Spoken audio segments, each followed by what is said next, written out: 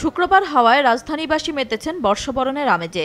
বাঙালি কৃষ্টি ও সংস্কৃতিতে এর চর্চা না থাকলেও খ্রিস্টীয় নববর্ষ উদযাপন অনেকটা রীতি হয়ে গেছে। ঘর থেকে বের হওয়া সবার চোখে মুখে যেন বাঁধভাঙা আনন্দের ছাপ। করোনা পরবর্তী সময়ে রাজধানীর আশেপাশে প্রকৃতি ও আধুনিকতার মিশেলে গড়ে ওঠা খাবারের দোকানগুলো বেশ জনপ্রিয়তা পেয়েছে।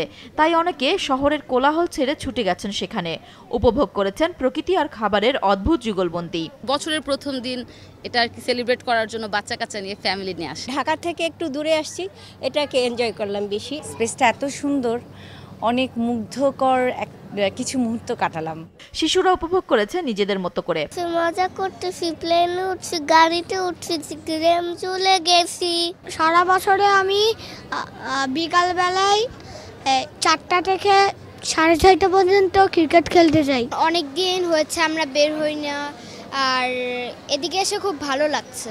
সবার প্রত্যাশা করোনা মুক্ত নির্ঝঞ্ঝাট একটি বছরের। বাসায় সবাই খুব ফেড আপ, সেই ইয়া থেকেই একটু ভাবলাম যে আসি একটু খোলামেলা জায়গায়। 2021 আমাদের জন্য সবার জন্য সাফল্য এবং মঙ্গল নিয়ে আসে। একটা প্রত্যাশা নিয়ে শুরু করলাম যে করোনা মুক্ত একটা নতুন বছর আমরা পাবো। গত বছরে যেই সব অপ্রাপ্তিগুলি ছিল সেগুলো যেন না থাকে, আবার নতুন করে শুরু করতে চাচ্ছি আর পরিবারকে সময় দিতে চাচ্ছি। কোভিডের কারণে, কোভিড পরিস্থিতির কারণে সবাই ঘরবন্দি, বাচ্চাগুলো ঘরবন্দি, ঘর থেকে বের হতে পারে না।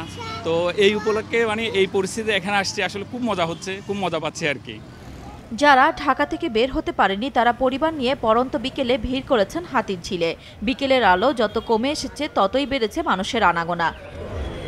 নুরুন নাহার উইলি, মাছরাঙা সংবাদ, ঢাকা।